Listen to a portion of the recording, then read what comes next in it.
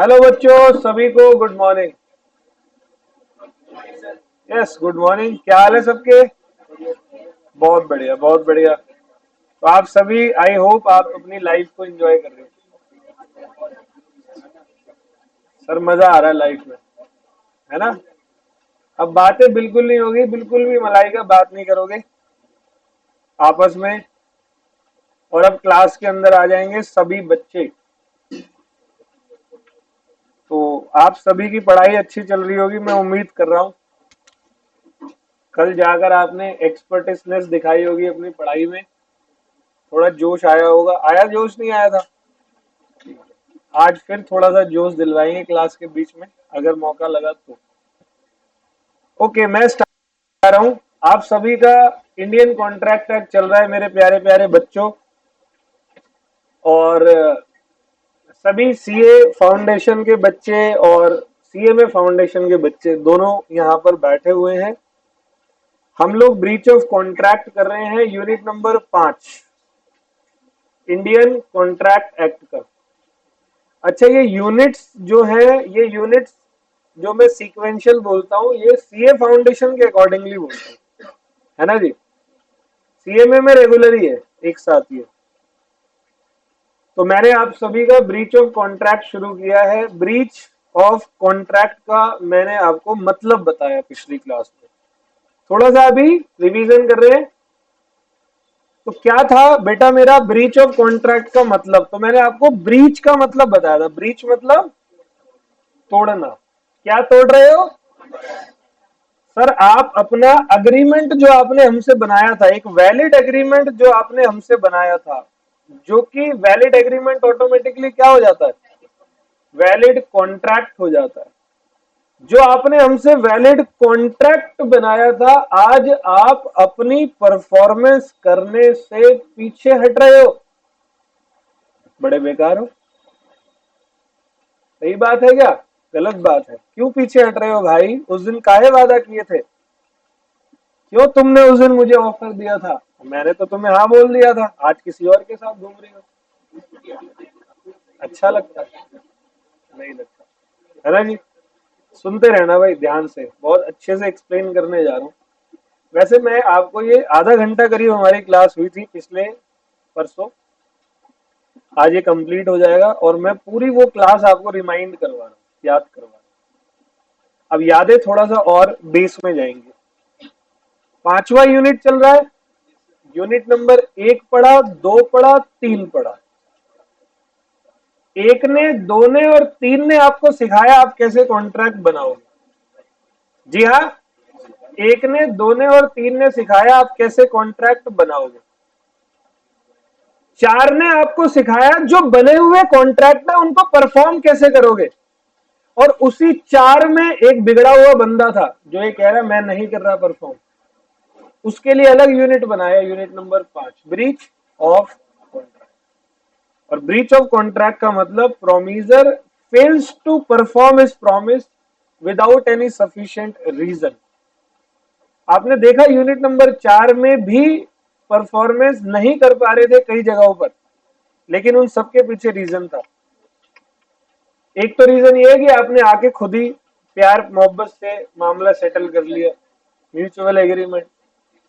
एक तो सबसे बेस्ट काम ये होता है कि भाई तुमने जो एग्रीमेंट बनाया उसको परफॉर्म कर दो। तो याद करो, यूनिट 4 में मैंने आपको टोटल 6 मेथड बताए थे किसी भी कॉन्ट्रैक्ट को, किसी भी वैलिड कॉन्ट्रैक्ट को अगर आप परफॉर्म करते हो तो आपके पास कितने मेथड होने चाहिए?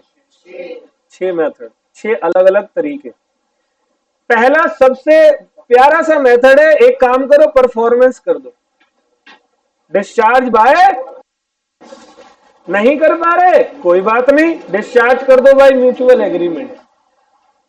म्यूचुअल एग्रीमेंट भी नहीं है तो हो सकता है कुछ ऐसी संभावनाएं, ऐसी कुछ सिचुएशन आ जाए जहां पर दोनों ही पार्टी चाहते हुए भी आप परफॉर्मेंस नहीं कर सकते। Supervening impossibility. नंबर 4, समय ही खत्म हो गया, lapse of. Number 5, operation of law, या तो आपकी डेथ हो गई या आप इंसॉल्वेंट हो गए। और नंबर 6 बड़ा बिगड़ेल आदमी था, कहता जा जो करना है कर ले, मैं नहीं कर रहा performance. Discharge by breach of, यहां आया ब्रीच ऑफ कॉन्ट्रैक्ट। तो ब्रीच ऑफ कॉन्ट्रैक्ट का मतलब क्या है? जब कोई promisor fails to perform his part of promise is called breach of contract. All well. अब याद करो, पिछली क्लास में मैंने आपको कहा था ब्रीच ऑफ कॉन्ट्रैक्ट दो तरीकों के होते हैं, दो टाइप्स के होते हैं। देखो बड़ा बुरा लगता है जब एन मौके पर आप मना कर दो।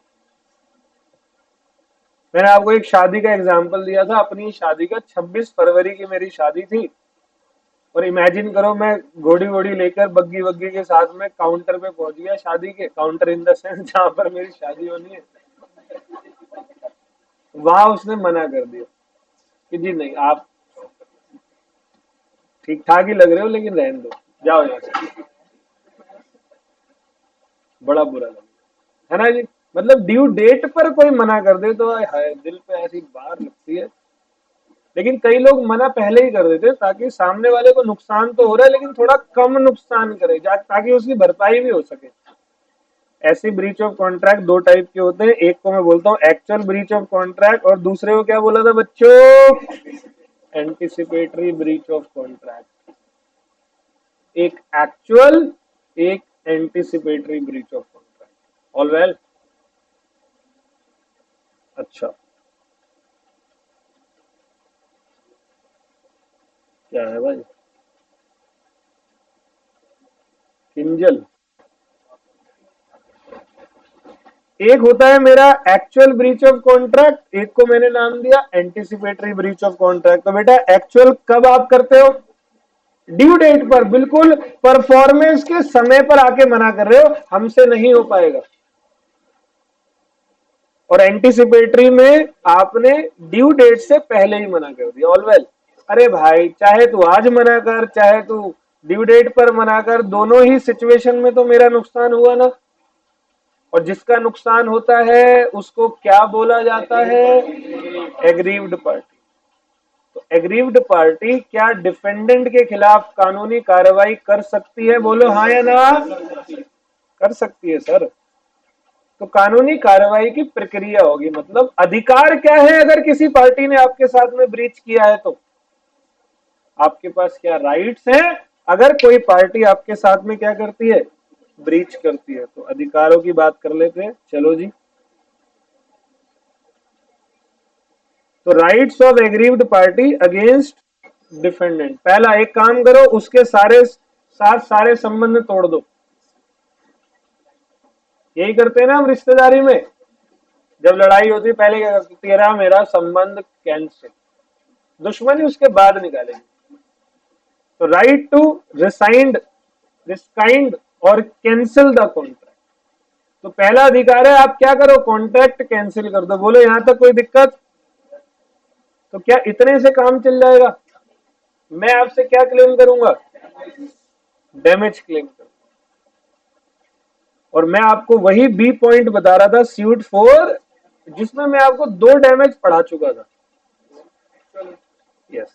टाइप्स ऑफ डैमेज बहुत इंपॉर्टेंट है, अभी रिवीजन चल रही है बेटा, है ना। टाइप्स ऑफ डैमेज बहुत इंपॉर्टेंट है। तो सबसे पहला डैमेज का टाइप कौन सा था? यस बॉस, मेरा types of damage number 1 actual damage, जिसको मैं क्या नाम देता हूं? Ordinary damage. एक्चुअल डैमेज मतलब इतना होता है कि तुमने मना किया, मैंने किसी और से कॉन्ट्रैक्ट किया, वहां मेरे 20 रुपए एक्स्ट्रा चले गए पर यूनिट। 10,000 यूनिट थे, मतलब मेरे कितने रुपए एक्स्ट्रा चले गए? 2 लाख रुपए। 10,000 unit multiply per unit 20 rupees मुझे एक्स्ट्रा देना पड़ा।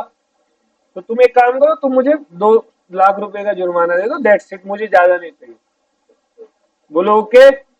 Actual damage, it means damage granted in the normal course of business as a matter of right. हर पर्सन का अधिकार है, मैटर ऑफ राइट है। अगर तुमने वादा किया, परफॉर्मेंस टाइम पर नहीं करी और मेरे को कहीं और से परफॉर्मेंस करवानी पड़ी और मुझे वहां एक्स्ट्रा पे करना पड़ा, तो आप दोगे मुझे वो पैसा। ये मेरा अधिकार है, मैटर ऑफ राइट। बोलो okay. And it is computed age difference between market price and what. तो इसको आप कंप्यूट करते हो डिफरेंस करके किससे? मार्केट प्राइस और कॉन्ट्रैक्टिंग प्राइस से। बोलो ओके है? अरे बोलो ना भाई। और बी पॉइंट हमने बात करी स्पेशल डैमेज की। कौन सा होता है special damage? Matter of right होता है क्या? है ना? नहीं होता।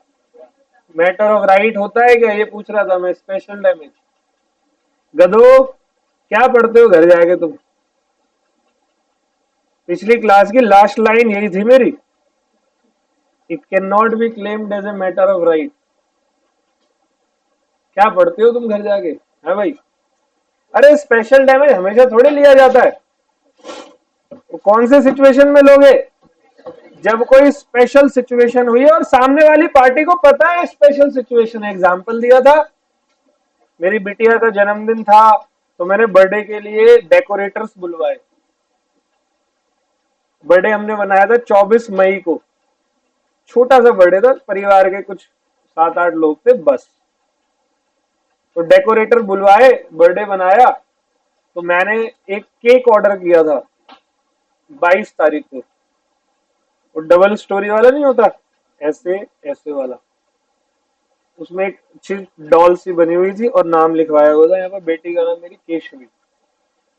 बहुत अच्छे से हमने केक ऑर्डर किया। मैंने उसको समय दिया, मैंने कहा 24 तारीख को दोपहर में करीब 1 बजे आप केक जो है मेरे यहाँ पर भेज देना। उन्होंने कहा ठीक है सर, भेज देंगे। तो एक्चुअली में तो वो 1 बजे आ गए और केक एक्सपेक्टेशन से बियॉन्ड था और अच्छा, मतलब मेरे को वर्थ लगा। थोड़ा सा महंगा था, मैंने उससे पहले कभी केक पे इतना पैसा नहीं खर्च किया, लेकिन उस दिन किया था। बट लेकिन जब वो आया तो खोलो ऐसा लगा कि वाह भाई वाह, यहाँ तो 100, 200, 500 और लेता तो वो भी चलता। लेकिन मान लो केक वो मुझे 27 मई को लेकर आता घर पे, बैल बजाता सुबह सुबह 6 बजे। सर थोड़ा लेट हो गए। तो आपको ये लगता है एक स्टोरी निकाल के उसके मुंह पे मारता मैं केक की?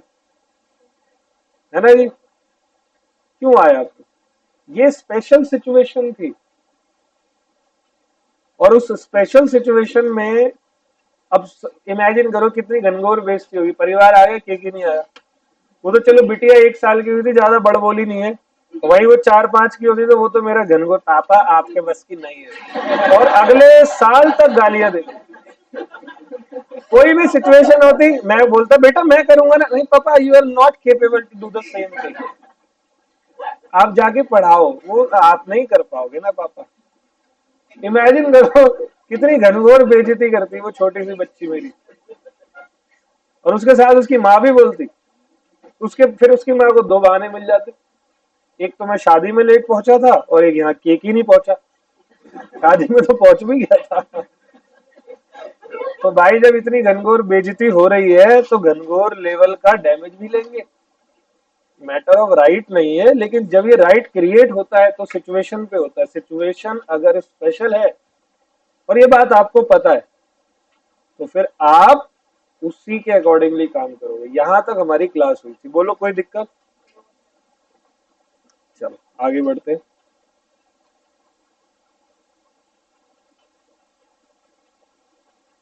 बहुत ही प्यारा टॉपिक है तीसरा टॉपिक, जिसको आप कहते हो एग्जेम्पलरी डैमेज और विंडिक्टिव डैमेज। अभी सब सुनोगे अच्छे से, ठीक है? बहुत अच्छे से सुनोगे, ठीक है? बोलना स्टार्ट करूं? तो हम क्या पढ़ रहे हैं? Breach of contract. Breach of contract का मतलब सबको समझ में आया है? ब्रीच ऑफ कॉन्ट्रैक्ट के टाइप्स सबको समझ में आए हैं? कितने टाइप का होता है? कौन कौन सा? एक्चुअल और एंटीसिपेटरी। ब्रीच ऑफ कॉन्ट्रैक्ट अगर हुआ है तो एग्रीव्ड पार्टी, मतलब जिसका नुकसान हुआ है, वो पार्टी क्या क्या कर सकती है? तो सबसे पहला वो कॉन्ट्रैक्ट कैंसिल करेगी। दूसरा अब अपनी उस नुकसान का फिर भरपाई भी लेगी। अब भरपाई लेने के बहुत सारे तरीके हैं। एक तो सबसे फेमस तरीका है कि आप एक्चुअल डैमेज ले लो। कौन सा डैमेज ले लो? एक्चुअल डैमेज क्या होता है? जो भी मार्केट प्राइस और कॉन्ट्रैक्टिंग प्राइस है उसका डिफरेंस आप ले लो। कॉन्ट्रैक्ट 200 का किया था, आपको सामने वाले ने ब्रीच कर दिया, आपने 220 का कहीं से खरीद लिया, तो 20 रुपए ले लो आप। स्पेशल डैमेज स्पेशल सिचुएशन पे आपको मिलेगा, as a matter of right नहीं होता, actual damage matter of right होता है। और स्पेशल डैमेज स्पेशल सिचुएशन पे स्पेशल सर्कमस्टांसेस पे मिलता है, तो थोड़ा अमाउंट ज्यादा होता है ऑर्डिनरी से, बोलो ओके। तीसरा डैमेज है एग्जेम्पलरी और विंडिक्टिव डैमेज। बेटा इसके बारे में थोड़ा बहुत अच्छे तरीके से सुनना। पहली बात, अगर किसी को एग्जेम्पलरी या विंडिक्टिव डैमेज मिल रहा है, अगर किसी पार्टी को एग्जेम्पलरी या विंडिक्टिव डैमेज मिल रहा है,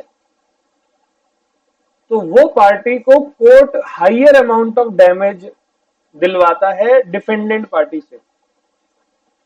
मतलब अगर एग्जेम्पलरी के नाम से आप डैमेज लेने पहुंचे तो वहां पर एग्रीव्ड पार्टी को बहुत हैवी अमाउंट ऑफ डैमेज मिलेगा, और कोर्ट ये हैवी अमाउंट ऑफ डैमेज क्यों अनाउंस करता है, ताकि ये समाज को, सोसाइटी के लोगों को एक मैसेज दे सके कि तुम ये काम दोबारा मत करना, नहीं तो तुम्हारे साथ भी भविष्य में ये होगा। और बहुत सीरियस सिचुएशन है। आपको एक बात बताऊं, सिर्फ 2 सिचुएशन में आप एग्जेम्पलरी और विंडिक्टिव डैमेज क्लेम कर सकते हो। कितनी सिचुएशन में? Only 2 situation where you can claim exemptive और exemplary and vindictive damage. All well, सबसे पहला सिचुएशन मैं आपको क्रिएट करता हूं, इमेजिन आप करना, ठीक है? सिचुएशन क्रिएट करके दे रहा हूं।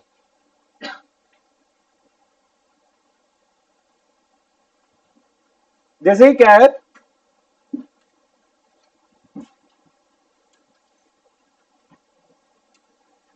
मान लो एक बिजनेस पर्सन है, वो बिजनेस कर रहा है।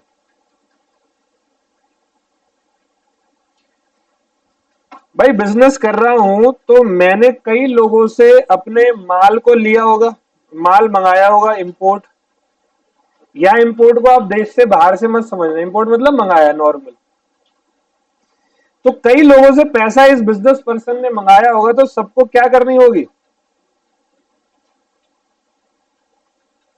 और इस बिजनेस ने कई लोगों को क्या किया होगा? ऑल वेल, इस बिजनेस ने जितने लोगों को पेमेंट करनी है, मान लो इस बिजनेस पर्सन ने पेमेंट करनी थी मिस्टर एक्स नाम के सप्लायर को 1 CR की। कितने की? बिजनेस पर्सन ने चेक दिया, मिस्टर एक्स ने चेक को बैंक में डाला और वो चेक डिसऑनर हो गया। क्या हो गया? डिसऑनर क्या होता है? बैंक ने क्लियर नहीं करा, बाउंस हो गया चेक। अब बाउंस के बहुत सारे कारण हो सकते हैं। एक तो जेन्युइन कारण हो सकता है कि भाई बिजनेस पर्सन का साइन मैच नहीं हुआ, या वो चेक के अंदर कुछ कटापिटी सी थी जो कि बैंकर को थोड़ा सा समझ नहीं आया, या बैंक में बैलेंस ही नहीं था। ये जेन्युइन कारण थे या नहीं बैंकर की तरफ से डिसऑनर करने के? अच्छा मान लो साइन भी जेन्युइन था, चेक भी ओके था, बैलेंस भी भरपूर था, और बैंकर ने डिसऑनर कर दिया। नहीं होता ना ऐसा? हो गया तो हो गया तो अब बैंक की ऐसी की तैसी बाद में जान दे, पहले ये बता मिस्टर एक्स मेरे बारे में क्या सोचेगा? मिस्टर एक्स से जुड़े हुए जितने भी लोग हैं समाज के अंदर, वो मेरे बारे में क्या सोचेंगे? बताओ जरा। हाँ जी, जल्दी जल्दी। 2 नंबर, 2 नंबर, 2 नंबर। हाँ जी। 3 या नहीं नहीं, ट्रिपल या 4 है उसमें रखा हुआ। हाँ वो वही डाल दे, वही डाल दे, ठीक है। अब एक बात बताओ, मिस्टर एक्स जिसको मैंने चेक दिया था उसने बैंक में डाला, बैंकर ने रॉन्गफुली उस चेक को क्या कर दिया? डिसऑनर कर दिया। अब मैं क्या करूं? मेरी समाज में जिस जगह पर मैं बिजनेस करता हूं, वहां मेरी गुडविल पर क्या असर पड़ेगा? भयंकर। और पता है, सिर्फ 4-8 लगा के बोलेंगे अरे इसको माल मत देना, ये तो इसके बैंक में पैसे नहीं होते, चोर है ये तो। है ना जी। ऐसे में ये बिजनेस पर्सन अगर केस करता है ना उस बैंकर के ऊपर, तो फिर बैंकर को court heavy amount of damage punish करेगा कि तू हैवी अमाउंट दे इसको। तो बैंकर तेरा काम है ये, और ये बहुत इंपॉर्टेंट काम है। आ गया समझ में? एक नॉलेज वाला पॉइंट बता दूं। अच्छा, एक क्वेश्चन आपसे पूछूं। जनरली हम लोग जब डेटर क्रेडिटर का रिलेशन देखते हैं, तो वहां पर डेटर और क्रेडिटर में जब लड़ाई होती है पेमेंट ना लेने देने पर, तो क्रेडिटर डेटर को ज्यादा कब सुनाता है, कम पेमेंट पर या ज्यादा पेमेंट पर? है ना? 300 रुपए भी नहीं दे पा रहा तू, 300 रुपए के लिए 4 बार फोन करवा रहा तू मुझसे, है ना? जितना कम अमाउंट होगा ना चेक का, उतना ही ज्यादा डैमेज बैंक पर लगेगा। समाज में ज्यादा बेइज्जती कब होगी? चल 1 करोड़ का चेक डिसऑनर हो गया तो कोई थोड़ी इज्जत भी मिलेगी, 1 करोड़ का था यार, हो जाता है। 1200 का चेक दिया वही डिसऑनर हो गया।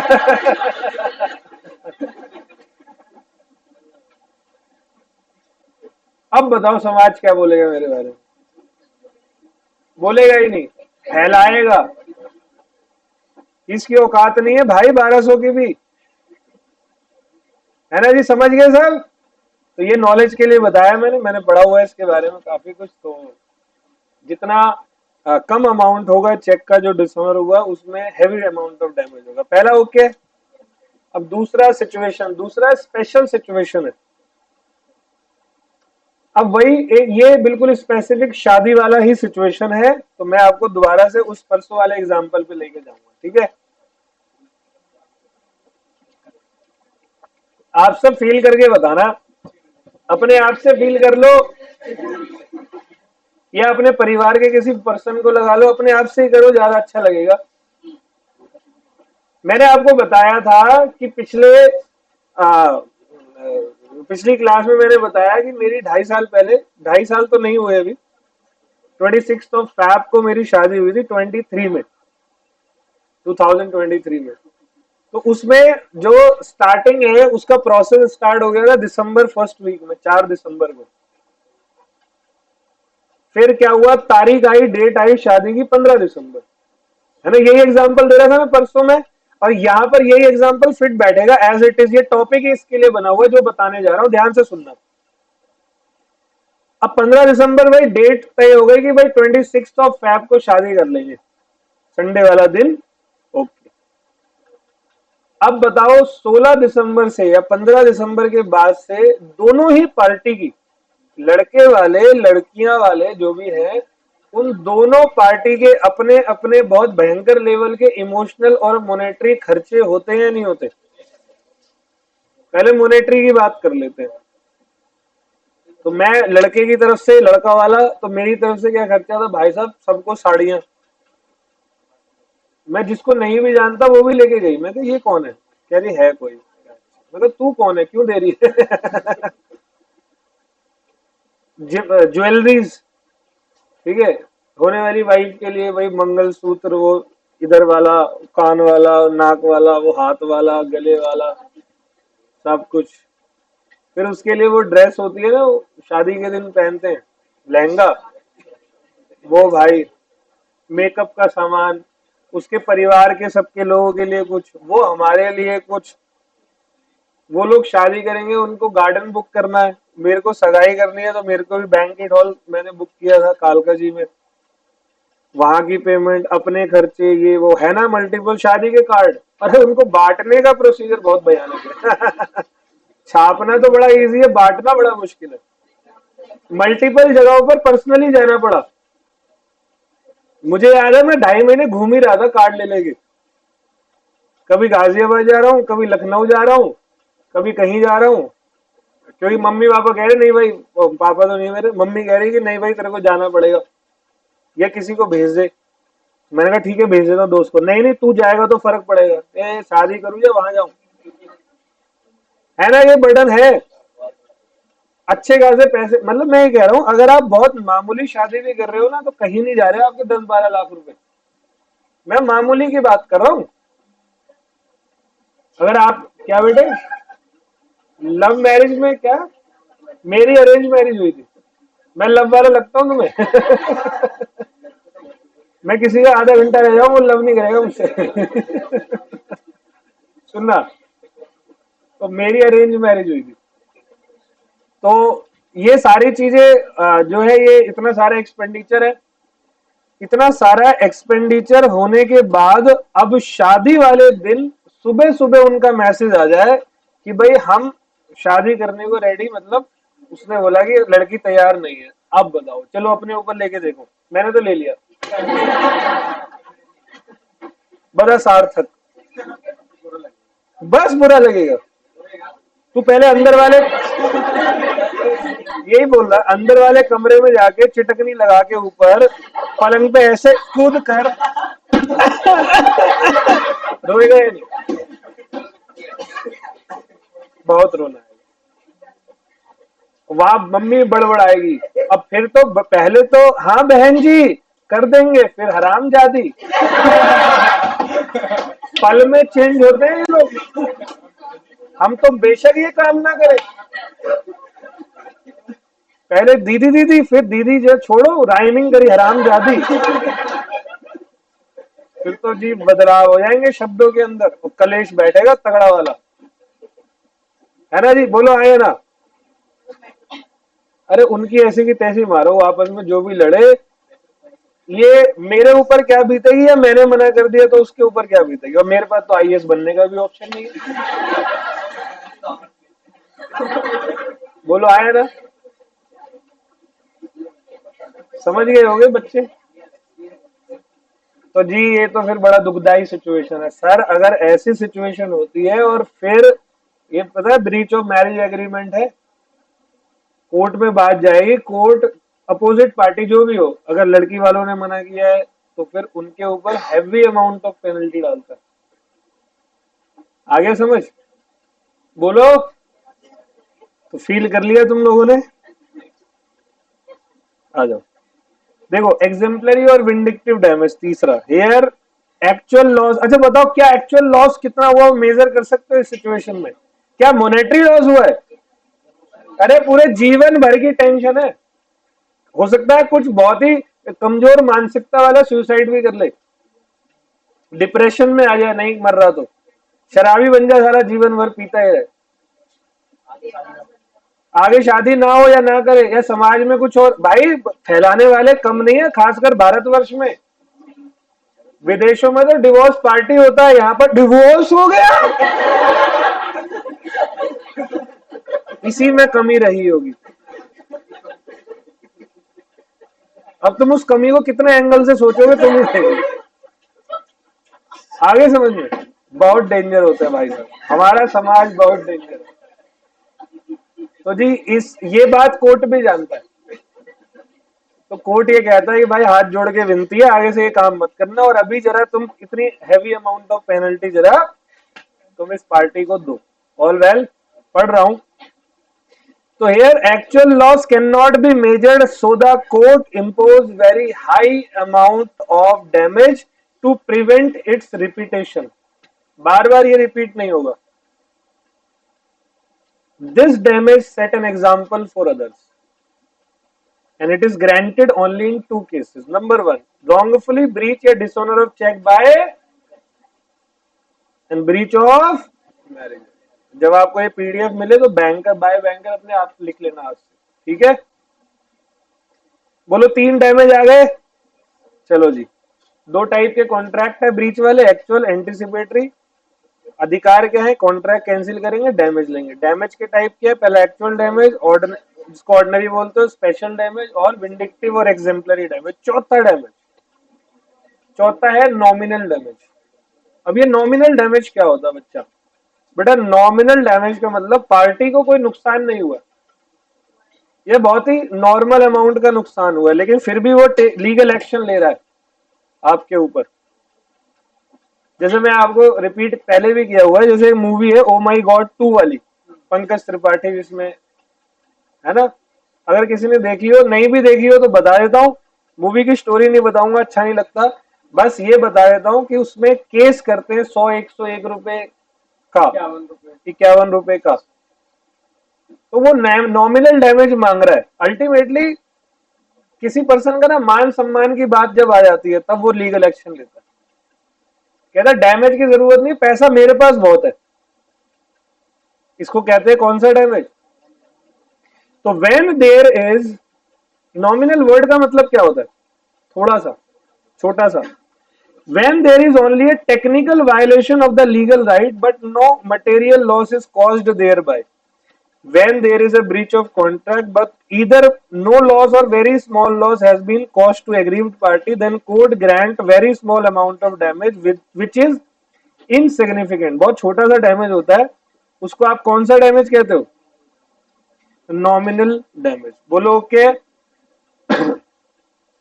चार तरीकों के डैमेज आ गए। अब पांचवा डैमेज आता है एक लिक्विडेटेड डैमेज। बहुत सिंपल है। लिक्विडेटेड डैमेज मतलब जब दो पार्टी आपस में कोई कॉन्ट्रैक्ट कर रही होती है तो वो एडवांस में तय कर लेती है, देख भाई अगर तूने परफॉर्मेंस नहीं करी तो तू मुझे 20,000 रुपए देगा और मैंने नहीं करी तो मैं तुझे 20,000 दूंगा। नहीं आया समझ? While making agreement both party agreed about the amount of damage in advance is called liquidated damage. दोनों पार्टी एडवांस में तय कर लेती हैं कि आपस में एक दूसरे को हम कितना अमाउंट ऑफ डैमेज देंगे। इसको कहते हैं लिक्विडेटेड डैमेज। लिक्विडेटेड वर्ड का मतलब क्या होता है? लिक्विडेटेड मतलब खत्म होना। कंपनी लिक्विडेट होती है, बंद हो जाना, परफॉर्म ना कर पाना। तो भाई तू नहीं कर पाया तो तू दे दियो, मैं नहीं कर पाया तो मैं दे दूंगा। ये कोई पेनल्टी नहीं है। जैसे स्कूल में हमारे साथ होता है, अगर तुम मंडे नहीं आए 100 रुपए पेनल्टी। या किसी दूसरी जगहों पर होता है, आपने कभी फॉर्म भरा होगा कि भाई अगर लास्ट डेट पे आपने नहीं करा तो अगले दिन करोगे तो 200 रुपए अलग से पेनल्टी। क्रेडिट कार्ड की ड्यू डेट है 10 तारीख, 11 को पेमेंट करोगे 200 रुपए पेनल्टी। ये कोई पेनल्टी लिक्विडेटेड डैमेज नहीं होता। Penalty is the different thing, मैंने आगे बता भी रखा है। And liquidated damage is the different thing, जहां दोनों पार्टी आपस में वादा करती है। पेनल्टी में तो क्या होता है कि हम सामने वाले को धमका रहे हैं, हम प्रेशराइज कर रहे हैं कि अगर तूने नहीं किया तो हम तुमसे ये चार्ज करेंगे। बोलो यहां तक ओके? किसी को कोई डाउट है? अभी पढ़ता हूं लिक्विडेटेड डैमेज को। When parties to contract fix a genuine pre-estimate damage in advance, genuine, ताकि दोनों को किसी को कोई प्रॉब्लम ना हो, दोनों पार्टी को। When parties to contract fix a genuine pre-estimate damage in advance and mention into contract, then it is called liquidated damage. बोलो बच्चों, ऑल वेल है? तो लिक्विडेटेड और पेनल्टी के बीच का डिफरेंस मैंने बड़े प्रेम से यहां पर लिखा हुआ है, ध्यान से सुनना सबके सब। Meaning of liquidated damage, it is fair and genuine estimate of probable loss. Probable loss means होने वाला, भविष्य में अगर तू परफॉर्म नहीं करेगा तो मुझे ये नुकसान होगा, मैं नहीं करूंगा तो तुझे भी हो सकता है। In advance that may arise due to breach. Penalty हमेशा हैवी अमाउंट होता है और लिक्विडेटेड में जेन्युइन अमाउंट रखते हैं। जब हम किसी को पेनल्टी देते तो हैवी अमाउंट, तूने गलती इतनी करी ना पेनल्टी ज्यादा मिलेगी। लिक्विडेटेड में तूने इतनी गलती करी, हम इतना ही डैमेज एक दूसरे को दे देंगे ताकि हम आपस में हमारा नुकसान ना हो। बोलो ओके? किसी को कोई प्रॉब्लम? दूसरा पॉइंट, इंटेंशन क्या होता है लिक्विडेटेड का? यहां पर बस इंटेंशन ये होता है कि अगर हमें कुछ नुकसान हो गया तो हमारी रिकवरी हो जाए। पेनल्टी में परफॉर्मेंस को इंश्योर करने के लिए पेनलाइज करते हैं। क्यों बोला है अगर मर्डर करोगे तो 20 साल की जेल, ताकि तुम वो काम इंश्योर करो कि तुम्हें करना ही नहीं है। करने का मूड भी करे ना, कई बार होता नहीं दिन में 40 बार किसी को मारने का मन करता है, करता है दक्ष? कभी कभी ऐसा होता नहीं कि सड़क वड़क पे चल रही है कहीं, बड़े आड़े टेढ़े से बंदे में मन करता है सालों को इतना मारो इतना मारो, फिर वहीं पर कोर्ट का, जेल का और वो सब सीन याद आ जाता है। मन में ही सारा एक सीक्वेंस बना के फिर कहते हैं सॉरी यार, चले जाते हैं। बोलो आए ना? ताकतवर सारे हैं, ऐसा कुछ नहीं है, लेकिन मन में उनका डर है। उनको पता है पेनल्टी बड़ी हैवी है ना जी? एग्जाम्पल पढ़ना एक बार।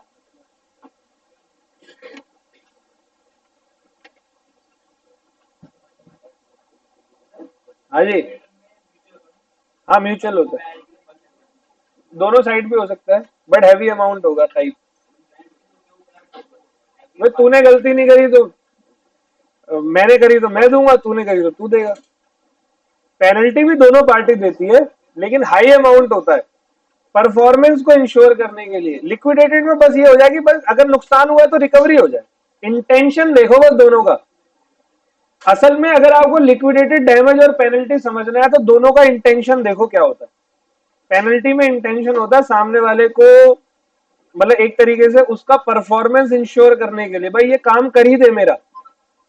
लिक्विडेटेड में ये होता है अगर मेरा नुकसान हो गया तो या उसका हो गया तो आपस में वो अमाउंट ऑफ डैमेज शेयर कर लेते। बोलो यहां तक ओके? चलो मेरे बच्चों, और लाइफ में आगे बढ़ते हैं। जैसे यहां पर क्या है, A contract with B to delivered position of house under construction 6 month, failing which he would pay the monthly rental of B. कह रहा भाई देख, अगर मैं तुझे 6 महीने के अंदर पोजीशन दे दूंगा, नहीं दे पाया तो उसके बाद तुझे मंथली रेंटल मिलेगा। बताओ सामने वाले को कोई दिक्कत? मान लो 7वें महीने में घर मिला तो उसको 1 महीने में क्या मिल जाएगा, उससे टेंशन ही नहीं। This is liquidated. बोलो ओके? अगला कहता है P contract to deliver 50 unit of petrol engine to Q on a stipulated day, failing which he shall pay rupees 5 lakh, neither the price of engine nor loss on failure of delivery, सीधा 5 लाख। जैसे राजाओं वाला नहीं, राजाओं वाला, राजा लोग क्या करते थे, नमक ज्यादा है हाथ काट दिया इधर।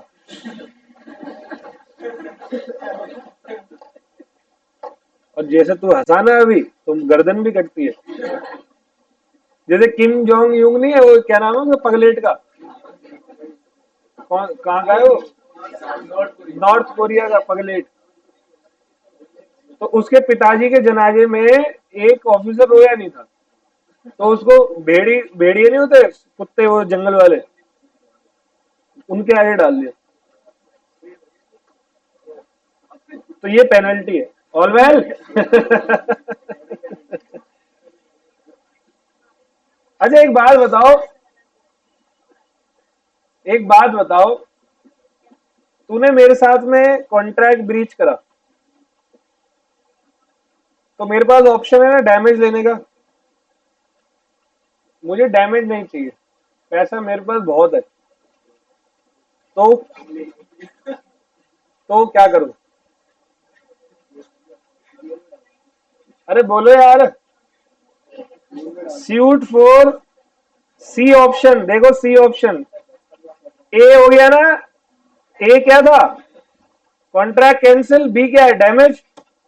सी ऑप्शन भी है पार्टी के पास, suit for specific performance, suit for specific performance. इस पे मेरे पास एक बहुत अच्छी स्टोरी है लाइव, जो हम लोगों ने, मतलब मेरे साथ सामने हुई है, उसको मैं थोड़ा सा शॉर्ट में आपको बताऊंगा, ठीक है? एक क्या जी, एक मेरे नोन है, जानकार है, या लॉन्ग में बता दूं? टाइम कम है यार, तुम्हें स्टोरी सुनने है सर, वो फील आता है थोड़ा है। अच्छा ठीक है, तो मिक्स टाइमिंग थोड़ा बहुत काट पीट के फिर बताऊंगा ताकि समय ज्यादा ना लगे। तो स्टोरी है, मैं आपको बताता हूँ, एंड देन आपको मैं स्पेसिफिक परफॉर्मेंस को समझाऊंगा, देखना बिल्कुल सटीक समझ में आएगा, जैसे तुम्हें मिस्टेक अबाउट फॉरेन लॉ समझ में आया है ना, वो तो कभी नहीं भूलोगे सर। ठीक है, आ जाओ आ जाओ। तो मेरे ना एक जानकार है, आप वो दिल्ली में वो देखिए वो वाली बसेस, येलो ऑरेंज कलर वाली, तो कई सारी कंपनीज ऑपरेट करती हैं ऑरेंज कलर वाली कंपनी को, उनमें से एक कंपनी इंद्रप्रस्थ कुछ लॉजिस्टिक लिमिटेड करके कोई कंपनी है। तो वो कंपनी जवाहरलाल नेहरू स्टेडियम गए हो, गई फ्लाईओवर, उसके नीचे देखना वो बसेस खड़ी होती हैं। अब ना वो डिपो बंद हो गया, अभी हुआ है 5-6 महीने पहले। मैं उन्हीं की बात कर रहा हूँ, उसी कंपनी के वन ऑफ द डायरेक्टर की बात कर रहा हूँ। ये मैं सब कुछ सच बता रहा हूँ, ठीक है, तो इसमें मिक्स विक्स कुछ नहीं होगा। क्या हुआ, उनके एक डायरेक्टर थे जो आज से कुछ 18-20 साल पहले दिल्ली आए थे उत्तर प्रदेश से, ग्रेजुएशन करके। नौकरी ढूंढ रहे थे, नौकरी मिली नहीं। दिल्ली में एक बसेस चलती थी पहले, ब्लू लाइन, पता है आप लोगों को? 2009-10 में बंद हो गई, 2011 में बंद हुई थी वो। उसको किलर लाइन बोला जाता था, कभी गूगल करना। तो एक बस होगी, उसमें ब्लू कलर का पेंट होता था। प्राइवेट बसेस होती थी, प्राइवेट ओनर होते थे उसके। किलर लाइन बोलते थे उसको। क्यों कहते थे? वो डेली 2-4 को उड़ा के रात को खड़े होते थे। साइकिल वाला जा रहा है, ये मर गया। और दिन दहाड़े पी के बस चलाते थे ड्राइवर। और वो कंपटीशन में रहते थे हमेशा। क्यों? क्योंकि मालिक प्रेशर रखता था, शाम को ज्यादा पैसे चाहिए। उनकी स्पीड भी बस की उसी हिसाब से होती थी। 2-4 ऑटो उड़ाते थे, 2-4 कारें। एक बार तो किसी आईपीएस की कार को उड़ा दिया था इंडिया गेट के गोल चक्कर में। आईपीएस से फालतू बोला, कह रहे चढ़ा दूंगा, साइड हो जा। जाने दे, पिछली गाड़ी आ रही है, 500 रुपए नुकसान हो जाएगा। तो ऐसी गाड़ियां थी वो। तो वो उसी बस में एक रूट हुआ करता था, आज भी वो रूट चलता है डीटीसी में, 300 नंबर का। कर्मपुरा से केंद्रीय सचिवालय रूट है, ठीक है। तो उस रूट पे वो एक बस में चले गए हेल्पर ही करने के लिए। हेल्पर, हेल्पर होते हैं ना वो, जो अगले गेट पे बैठ के आवाज लगाते हैं, सब सवारियों को बिठाते हैं, शीशा वीशा साफ करते हैं, टायर पंचर होता है तो वो सही करते हैं। नहीं नहीं, ये फिल्म वैसी नहीं है, ये जो स्टोरी है वैसी नहीं है। थोड़ी बहुत मैचिंग होगी बट वैसी नहीं है। तो अब वो हेल्पर ही करने लगा। उसी में क्या होता है, हेल्पर बने, फिर उसी बस में कंडक्टर बन गए। फिर बस को ठेके पे ले लेना। ठेके में मतलब मालिक को फिक्स कर दिया, भाई डेली के इतने पैसे देंगे आपको, लेकिन ऑपरेट मैं करूंगा अपने हिसाब से। और फिर उसी बस के ड्राइवर ने रात को सीएनजी पंप पे, उस टाइम पे पेट्रोल होती थी, पेट्रोल भरवाने जाता था, उसको बस देता था, चला तू। बस चलाना भी सीख गया। सही था, पढ़ा लिखा बंदा था, तरीके वाला। थोड़े दिनों में क्या हुआ, अब वो बस ही अपनी बस ठेके पे ली और बस चलाने भी लगा। उसकी बस में कोई रिलायंस की, अंबानी की कोई 10वीं 11वीं सेक्रेटरी की सिस्टर उसकी बस में बैठ गई, दोनों के बीच में लव एंड अफेक्शन हो गया, ठीक है। अब हो गया तो जो उसका ब्रदर था उसने बोला ठीक है मैं तुम दोनों की शादी करवा दूंगा, लेकिन यार तू तो बस ड्राइवर है। कह रहे क्या करेगा? कह रहे वही एक बस दिला दो मुझे। मतलब उनने ऑफर दिया कि मैं कोई, मतलब ऐसे ही है कुछ, लेकिन पूरा नहीं है, एंड में चेंज है। तो उसको बस, एक बस दिलवा दी। वो बस का नंबर था 2121, 2121। अच्छा, कोइंसिडेंटली उस बंदे का बर्थडे भी 21 जुलाई है। तो कोइंसिडेंटली वो बस मिली, वो बड़ा कामयाब हो गया भाई। उसने पहली कार खरीदी, पहली कार थी उसकी, ऑल्टो थी या जैन कुछ करके। उसका नंबर भी उसने अथॉरिटी से वही लिया, एक्स्ट्रा पैसे देके। और बसेस बढ़ी। उस बंदे ने दूसरी गाड़ी खरीदी, स्विफ्ट कलर, स्विफ्ट। उसका भी 2121। तीसरी फॉर्च्यूनर ली थी। वो मैं भी गया था साथ में फॉर्च्यूनर के, जब मैं कॉलेज में था। और चौथी गाड़ी ली ऑडी Q5, पांचवी ऑडी Q7। सबका नंबर 2121 है। तो उसी बंदे की आज तो बहुत बहुत बड़े 400 बसेज हैं यार। अब वो रियल स्टेट में आ गए, बस बंद हो गए। तो क्या हुआ, एक राजेंद्र नगर नाम की जगह है करोल बाग में, करोल बाग के पास, है ना। वहां पर एक घर था, घर का नंबर 21। और वो इस नंबर के पीछे है कुछ, होता नहीं एस्ट्रोलॉजी टाइप वाला। तो गया उसके घर में। उस टाइम पे मैं नहीं गया था साथ में, मैं बाद में गया था, पेमेंट के टाइम पे गए थे। तो 21 नंबर का घर, उसके घर में वो डायरेक्ट ही घुस गया। गाड़ी खाड़ी करी, बैल बजाई, अंदर चला गया। अंकल जी नमस्ते। वो अंकल जी थे बुजुर्ग से, उनके बच्चे बच्चे यूएस यूएस में कहीं पढ़ने आते। इंडिया में तो यही होता है, ज्यादा अमीर हो जाओ तो बच्चों को बाहर भेजो, खुद ऐसे ही मर जाओ, ठीक है। तो उससे बोला कि जी मैं ये घर खरीदना चाहता हूँ। अंकल ने बोला बड़ा पागल है तू यार, ऐसे कौन आता घर खरीदने। कह रहा, नहीं अंकल अच्छा लग रहा है, घर खरीदना चाहता हूँ। जो भी प्राइस था, मुझे एग्जैक्टली प्राइस याद नहीं है, तो मैं अब इसको अपनी तरफ से बता रहा हूँ। आई थिंक होगा कुछ, मार्केट प्राइस उसका 4 करोड़ 5 करोड़ होगा, बहुत महंगा एरिया है वो। उन्होंने बोला कि जी मैं आपको 7 करोड़ रुपए दूंगा। अंकल कह रहे नहीं बेच रहा, कह रहा 8 ले लो, कह रहा नहीं बेच रहा, 10 ले लो, कह रहा नहीं बेच, 12 ले लो। अंकल टेंशन में, भाई ये कौन आ गया, तो फिल्मी कहानी हो गई। अंकल ने डन करा, बंदे ने डिग्गी में पैसे रखे हुए थे, 2 4 5 लाख रुपए एडवांस दे दिया। मौके बड़े लोग मौके में बात करते हैं, वो एक सेकंड नहीं बिताते अपना खराब। दे दिया जी, दे दिया, एग्रीमेंट हो गया ना दोनों के बीच में, दे दिया। तो अगले हफ्ते फुल पेमेंट की बात हो गई, पेपर वेपर बन गए। तो इन्होंने अपने पेपर वेपर बनवा लिए खुद से ही, सारा काम कर दिया। जब गए उनके घर में पेमेंट लेकर, मैं भी गया था, अब उन्होंने मना कर दिया। शायद बच्चों बच्चों से बात हुई होगी, कुछ हुआ होगा, उन्होंने मना कर दिया। तो वो कह रहे हैं जी एक काम करो, आप अपना ये एडवांस पकड़ो, जो भी आपको नुकसान हुआ है मैं दे दूंगा। अंकल ने बोला लेकिन मैं नहीं बेच रहा। तो उन्होंने क्या बोला, अब देखो उन पे राइट क्या है, कॉन्ट्रैक्ट कैंसिल करे, डैमेज ले ले, सामने वाले ने एग्रीमेंट ब्रीच कर दिया। उन्होंने अंकल 12 करोड़ के ऊपर और कुछ चाहिए, 13 चाहिए, 14 चाहिए, 15 चाहिए, बोल दो, लेकिन घर तो यही लूंगा। चलो इंग्लिश में बोलते हैं इसी लाइन को, सूट फॉर स्पेसिफिक परफॉर्मेंस। नहीं आया समझ, डैमेज वैमेज नहीं चाहिए, पैसे की कमी हमारे पास भी नहीं है, मुझे यही काम करना है। तो कभी कभी घर वाले नहीं गुस्से में हमसे बोलते कि तुमने बोला तो तुम ये काम नहीं करोगे, अब तू ही करेगा इसको, बोलो है ना। वो पिटाई फॉर स्पेसिफिक परफॉर्मेंस ही होती है घर में। गिलास यहाँ तो यहाँ से तू ही उठाएगा, और कोई नहीं उठाएगा। मान लो कोई उठाने आ भी गया पीछे, यही उठाएगा। मेरी मम्मी ने एक प्लेट उठवाई है मुझसे 4 महीने पहले ऐसी, मेरी वाइफ उठाने पीछे, यही उठा, इधर आ उठा इसको। मैं नहीं उठा रहा, तू ही उठाएगा, तेरा बाप भी उठाएगा। तो बाप पे क्यों जा रही है, जब जिंदा था तब भी नहीं छोड़ा, अभी भी नहीं छोड़ रही। भाई साहब खुद ही उठानी पड़ी प्लेट मुझे, मैं कहा रहने दे, पगला जाएगी खामगा की, जाके प्लेट उठा के रखा है। This is suit for what, specific performance. आया समझ में, पैसे की कमी नहीं है। तो आपके पास ऑप्शन है, आप स्पेसिफिक परफॉर्मेंस के लिए भी केस कर सकते हो।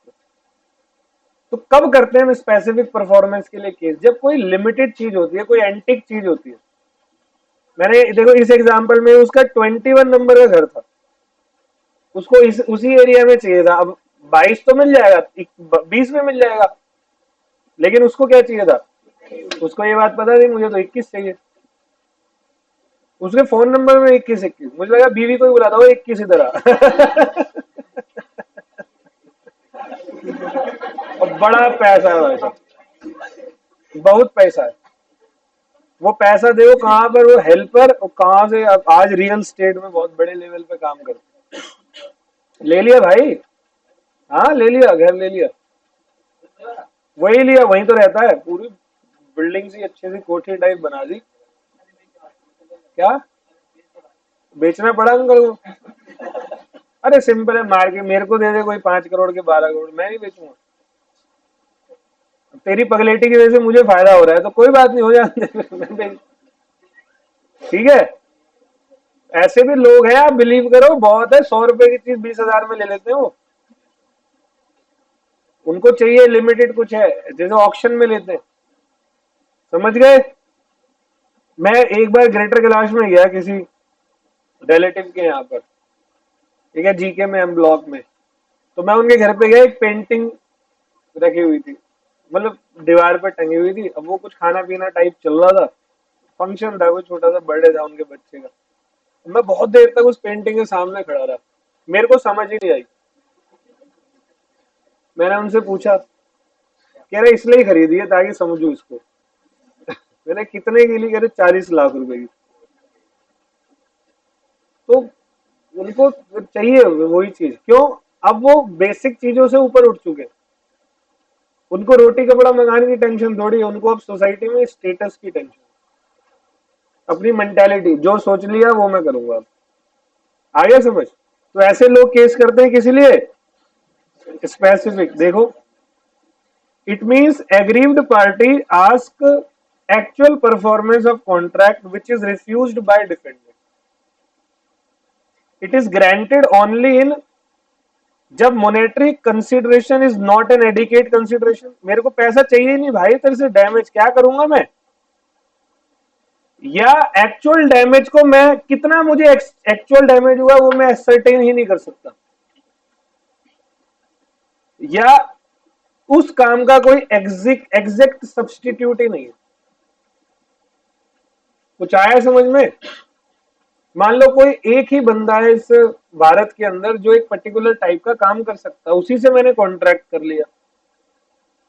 मान लो कोई हार्ट की सर्जरी है, उसका स्पेशलिस्ट एक ही बंदा है, अब वो बाद में मना कर रहा है एग्रीमेंट ब्रीच कर रहा है विदाउट एनी स्पेसिफिक रीजन, तो मैं तो उससे बोलूंगा सर 2-4 लाख रुपए 2-4 करोड़ और लेने तो वो भी ले लो, लेकिन आप प्लीज आप ही ये काम करो। नहीं मान रहे तो आपके खिलाफ मैं स्पेसिफिक परफॉर्मेंस का केस करूंगा। All well, last point, suite for injunction. फिर एक टॉपिक स्टार्ट होगा क्वांटम मेरिएट। पहले स्यूट फॉर इंजंक्शन। सुना है कभी आप लोगों ने इंजेक्शन के बारे में? सर इंजेक्शन के बारे में तो बहुत सुना है, पैदा होते ही लगवाना चालू कर दिया था। इंजंक्शन शब्द का मतलब होता है स्टे लगवाना। क्या लगवाना? एक एग्जांपल देता हूं।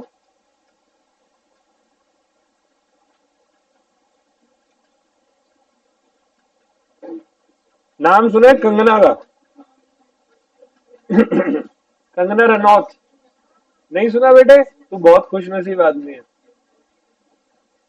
तो कंगना रनौत बॉलीवुड की एक्ट्रेस है, बीजेपी की मेंबर ऑफ पार्लियामेंट है हिमाचल से, और उसके बेबाक बयान जो है वो बहुत गूगल पे और मीडिया में चलते रहते हैं। ऋतिक रोशन की एक्स गर्लफ्रेंड भी है, टाइप कुछ ऐसा है ना जी। और वो किसी के बारे में भी कुछ भी बोल सकती है बॉलीवुड में, उससे सब डरते हैं। करण जोहर वरण जोहर सबके बारे में बोल देती। कंगना रनौत ने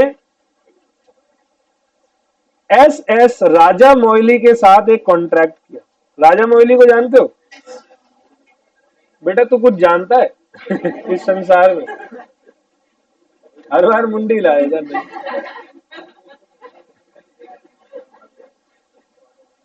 S Raja Moily is director of Baahubali picture, Baahubali movie. और जो आर आई है, तो जितनी भी खतरनाक लेवल की पिक्चर्स है वही बनाता है। बाहुबली देखी है सबने? पहली वाली कैसी लगती है? सिनेमा हॉल पे जाके देखो तो आगे जाओ। तो मेरे को सबसे बेस्ट उसका कैरेक्टर लगता है वो जो जिब्रिश लैंग्वेज में बोलता है, एंडिमेंडो कत्बे, वो जो पीछे से उसको प्रणाम है, याद है तुम्हें? मेरा फेवरेट वही था। उसके गंदे गंदे दांत मेरे को लगा इस देख थोड़ा सा और बड़ा कर, अजीब सा ही लग रहा था वो बाहुबली का फेवरेट कैरेक्टर है मेरा। जिब्रिश लैंग्वेज बोलते हैं इसको, जिब्रिश, है ना? ठीक है, अभी सुनना। तो राजा मोइली के साथ में कंगना का एक कॉन्ट्रैक्ट हुआ। राजा मोइली एक पिक्चर बना रहा है और कंगना से उसने बोला कि भाई तुम मेरे पिक्चर में एक्ट्रेस का रोल करेंगी। उन्होंने यस बोला, दोनों के बीच में कॉन्ट्रैक्ट हो गया। 4 महीने बाद पिक्चर शुरू होनी थी शूटिंग। अब राजा मोइली अपनी प्रिपरेशन में लग गया होगा। भाई पिक्चर के लिए सेट बनाना पड़ता है, लैंड प्रोड्यूसर्स ढूंढने पड़ते हैं, लाइन प्रोड्यूसर्स बोलते हैं उनको। अलग अलग लोकेशन पे शूट होता है ना, तो लाइन प्रोड्यूसर्स होते हैं। वो जगह बोल बहुत बड़ा, पता है आपको? प्री प्रोडक्शन सबसे डेंजरस काम होता है, पोस्ट प्रोडक्शन से ज्यादा प्री प्रोडक्शन। सारा काम राजा मोइली ने कर लिया, और राजा मोइली की फिल्में ऐसी होती है 200 करोड़ खर्चा, 300 करोड़ खर्चा। और जिस दिन शूटिंग की डेट हुई, सुबह सुबह देखा कंगना पहुंची नहीं।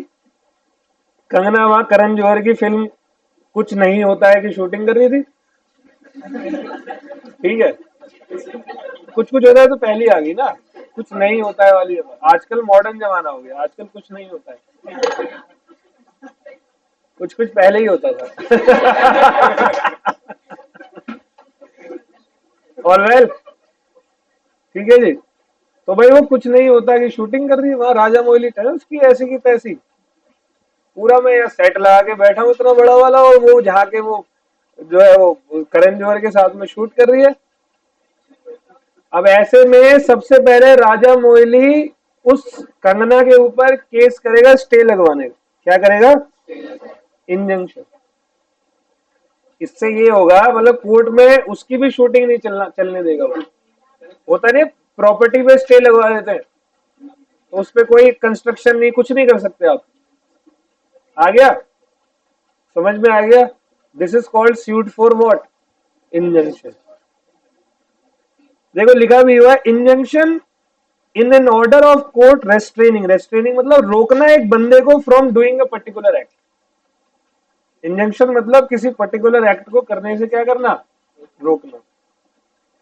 It is a mode of securing the specific performance of the negative term of the contract, that is where he is doing something which he promised not to do. एक और example देता हूं बहुत अच्छा सा। आपने यश राज का नाम सुना है? यश राज इंटरटेनमेंट। तो यश राज का एक बहुत ही अच्छा, वो क्या करता है, वो टॉप मॉडल्स जो होती हैं, जो जैसे मिस इंडिया हो गई या कुछ ऐसी बहुत फेमस, जैसे अभी ट्रिप, क्या नाम है, तृप्ति डिमरी करके कुछ है ना,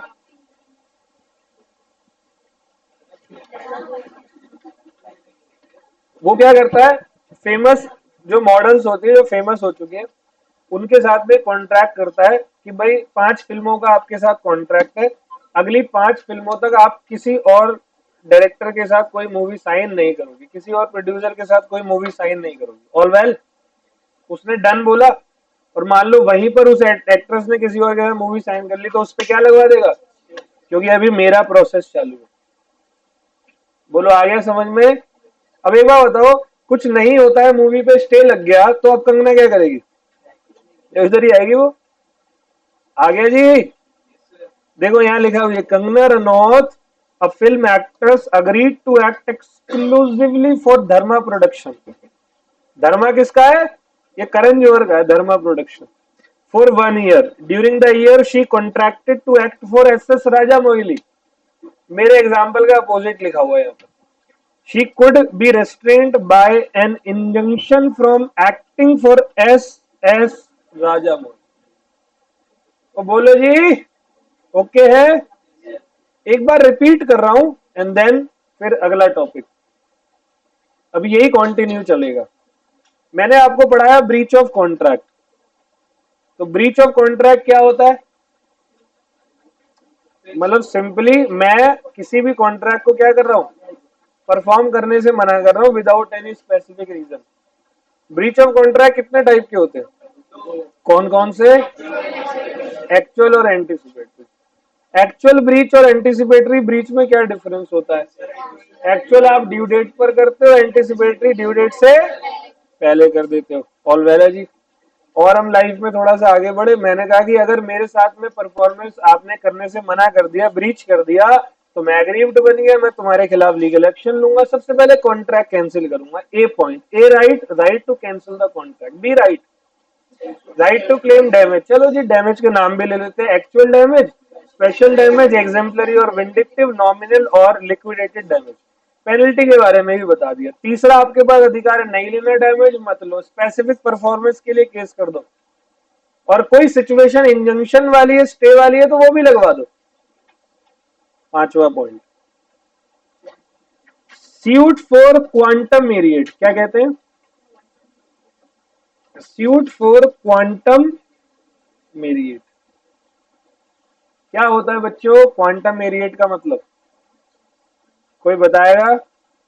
what is the meaning of quantum merit? बेटा क्वांटम मेरिट का मतलब होता है एज मच एज अर्न। जितना काम किया है, उतना परफॉर्मेंस तुमने किया है, उतने के आपको पैसे मिलेंगे। ऐसे समझ नहीं आ रहा सर, कोई एग्जांपल दो। चलो एक एग्जांपल देता हूं। मान लो कि आज मैंने मिस्टर ए को या मिस्टर एक्स को अपने यहां पर नौकरी पर रखा एज सर्वेंट फॉर 1 ईयर, कितने साल के लिए? तो मेरा और एक्स का एक कॉन्ट्रैक्ट हुआ, कितने साल का कॉन्ट्रैक्ट हुआ? 1 साल का कॉन्ट्रैक्ट हुआ मेरा और एक्स का। यहां तक कोई दिक्कत है? अब मान लो मैंने बोला भाई मैं तेरे को हर महीने जो है वो 5,000 दूंगा, मतलब टोटल कॉन्ट्रैक्ट के मैं तुझे 60,000 दूंगा। तू मेरे यहाँ क्या करेगा? काम करेगा। टोटल कॉन्ट्रैक्ट के मैं तुझे कितने दूंगा? 60,000। ठीक है जी। 5 महीने बीते और एक दिन मोदी आया शाम को 8 बजे। आपको पता है मोदी जब रात को 8 बजे आता है न्यूज पे तो कुछ हलबली मचाता है। लॉकडाउन, नोटबंदी सब 8 ही बजे करता था। पता नहीं क्या करता है वो 8 बजे, पौवा हुआ मार के आता कहीं से, है ना। मोदी आ गया 8 बजे। भाइयों और बहनों, पता नहीं ऐसा क्या हुआ उसके घर में पर्सनली कि उसको अनाउंस करना पड़ा पब्लिकली, भाइयों और बहनों आज रात 12 बजे से सर्वेंट रखना बंद। पता नहीं उसके सर्वेंट ने उसके साथ ऐसा क्या कर दिया। तो भाई आज से सर्वेंट रखना बंद। All well. तो मिस्टर एक्स ने 5 महीने काम किया, उसको उतने पैसे मिलेंगे 5 महीने के या नहीं? क्यों मिलेंगे? अबे उसकी गलती है क्या आज से अब सर्वेंट रखना बंद? उसने थोड़ी कुछ किया। तो यहां पर वो अगर मैं उसके पैसे ना दूं तो फिर वो मेरे ऊपर केस कर सकता है, suit for quantum meruit as much as earn. लेकिन वही 5 महीने बाद वो खुद ही गोली हो जाता, ये खुद ही गायब हो गया।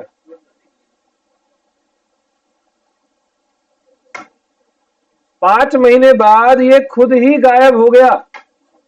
तो क्या अब वो एज मच एज अर्न वाला कॉन्सेप्ट यहां पर लगेगा? क्या यहां क्वांटम मेरिएट लगेगा? नहीं लगेगा। आगे समझ। तो डिफॉल्ट है तो नहीं लगेगा, डिफॉल्ट नहीं है तो लगेगा। किसी को समझ में ऐसा है जिसको नहीं आया समझ में? ऑल वेल है। लेकिन अभी इसको पढ़ते हैं, अभी तो मैंने एग्जांपल दिया है बस। तो सूट फॉर क्वांटम मेरिएट कहता है meaning as much as merited as much as earn. कह रहा है when a person has done some work under a contract and other party either cancel the contract or some unexpected event happen making further performance of the contract impossible। Modi आया ना 8 बजे, तो अब तो मैं सर्वेंट की नौकरी कर ही नहीं सकता, इम्पॉसिबल है। वो बी पॉइंट। और पहला क्या है? पहले में मैं भाग गया। Then the party who performed the work can claim remuneration for work done. तो ये कब रेम्युनरेशन ले सकता है? Number 1, when and to whom right arise। सबसे पहला, the original contract must have been discharged। if original contract exists the aggrieved party can resort to damage, he cannot claim quantum merit remedy।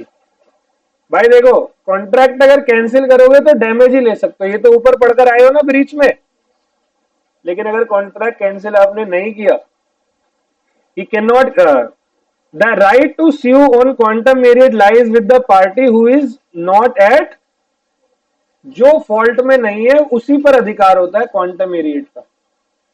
मैंने बोला ना मोदी रात को 8 बजे आया, servant की क्या गलती थी? लेकिन सर्वेंट खुद भाग गया, है ना जी। तो situation where quantum merit arise.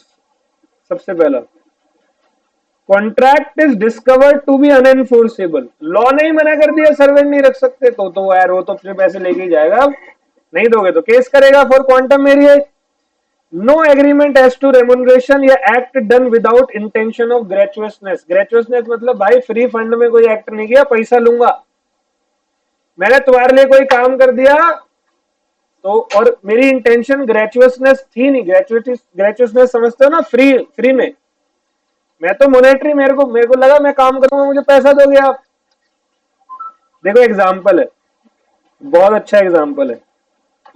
A trader leaves his goods at B's place by mistake. B treats the same as his own and use it. Then B is bound to compensate A for it. All well. A एक trader है, उसने गलती से B के place पर कोई goods दे दिया, B ने उसे अपना समझ लिया और यूज कर लिया। तो भाई क्यों समझा तूने उसे अपना? तेरे को पहचान नहीं अपने गुड्स और दूसरे गुड्स की? है कोई संसार में ऐसा? तुम्हें नहीं पता होता कौन सा रजिस्टर तुम्हारा है, पेन कौन सा तुम्हारा है, पैसे कौन से हैं, पैसे कौन से तुम्हारे नहीं है? नहीं पता होता? तो ड्रामे मत करो यहां पर, पैसा दो। All well. चौथा point, abandonment of performance by one party. ये भी अच्छा पॉइंट है, सुनना। सी एक ओनर है मैगजीन का, उसने पी को बोला कि तू मेरी मैगजीन में रेगुलरली जो है वो इंस्टॉलमेंट में मैगजीन छपती है ना, वीकली या मंथली, तो तू मेरी मैगजीन में लिखा कर कुछ कुछ, तो तेरे को मैं अपने यहां पर काम पर रखता हूं। कुछ इंस्टॉलमेंट के बाद मैगजीन ही बंद हो गई, तो पी ने जितना लिखा था, पी ने नहीं, किसने लिखा था? हाँ, पी ने जितने टाइम तक लिखा था वो उसके पैसे मांग सकता है या नहीं? भाई मैंने बंद करी है तेरी मैगजीन, तो मुझे जब तक वो मैगजीन छपी थी तब तक के पैसे तो दे। आगे समझ। और पांचवा पॉइंट है, कोई इंडिविजुअल कॉन्ट्रैक्ट तुमने बहुत ही बैडली परफॉर्म किया है। इंडिविजुअल कॉन्ट्रैक्ट परफॉर्म्ड बैडली मतलब, जैसे एग्जांपल है, ए अग्री टू डेकोरेट बीज फ्लैट फॉर ए लमसम 50,000। ए ने बोला मैं तेरा पूरा फ्लैट 50,000 में डेकोरेट कर दूंगा। A did the work but B complaint of faulty workmanship. A ने वो काम कर दिया लेकिन बी ने कंप्लेंट करी। It cost ₹30,000 to remedy the defect here. और अलग से बी के फ्लैट पे 30,000 रुपए लगे, तो इट कॉस्ट ₹30,000 टू रेमेडी। तो अब ए कितना रिकवर कर सकता है? अरे तेरे खर्चे कितने लगे? ए ने बी से कितने का वादा किया था? बी कह रहा मैं तेरे पैसे नहीं दूंगा। अरे कोई बात नहीं, तू 30,000 तेरा लगा ना, तो 30 मत दे, बैलेंस 20 तो दे भाई। नहीं आया समझ? तेरे घर पे काम तो करके ही आया हूं ना, होगी थोड़ी सी गड़बड़ ऊपर नीचे हो जाता है, सारे कामों में होता है, मेरा कुछ 20,000 तो दे दे भाई। अब मान लो तुम 20 भी नहीं दे रहे, तो ये तुम्हारे खिलाफ केस करेगा quantum meruit, as much as earn. भाई जितना किया उतना तो लूंगा तेरे से मैं पैसे। बोलो ओके, ऑल वेल है, कोई दिक्कत किसी बच्चे को? And this is your unit number 5। कैसा लगा? अभी बंद मत करो, हमारे पास बहुत टाइम है, हो जा। बंद मत करो, अपनी कॉपी किताबें बंद करके बैठ गए हो। नहीं क्लास है? अच्छा सर की क्लास है? अच्छा। मेरे को लगा कोई क्लास नहीं है अभी।